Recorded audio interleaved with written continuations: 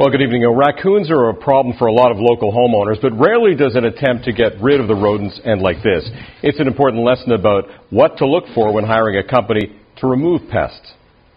I was awoken in the middle of the night, about 2:30 a.m., by a loud noise, and there was scratching. Eva DeMayo had an unwanted neighbor living in her attic, a raccoon like one of these that had apparently moved in. It was last January, and she needed help, so Eva called a pest control company to try to get it out. The company installed a door similar to this one that would allow the raccoon to leave and not return.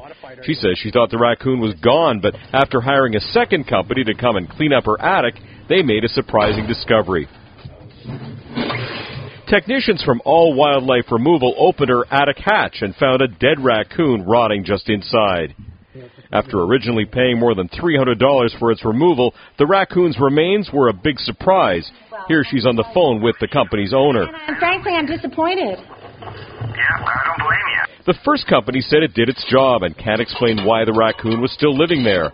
But All Wildlife Removal says it shouldn't have been, if the first company had simply looked in the attic when it was doing the removal. And it should be protocol that any wildlife technician come into your house, enter that house, and go right to the attic, and that's their first form of an inspection. Fact is, many companies don't do an attic inspection, and like so many kinds of consumer services, pest control techniques differ quite a bit. So do the people who show up at your house. Companies like All Wildlife wear safety equipment and carry insurance when they go to your roof. That's not so for many companies. And I'd want a company that had at least a $5 million liability in case anything did actually happen in my roof. Is it a one-stop shop? You know, you have a problem, we're going to get that animal out. Then we're going to prevent them from getting back in.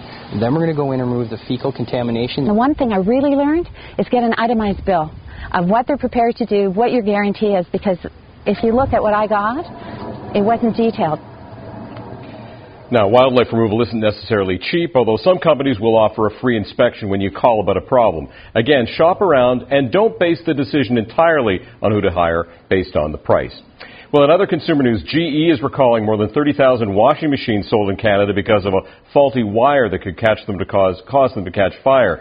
The front-loading washers were sold between December 2006 and May of this year for about $700. Consumers can contact the company to get a free repair.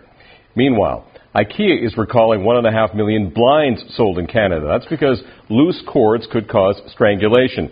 The recall covers all Roman, roller, and roll-up blinds that were sold between 1998 and 2009. Customers are being urged to return the blinds to IKEA to get a refund.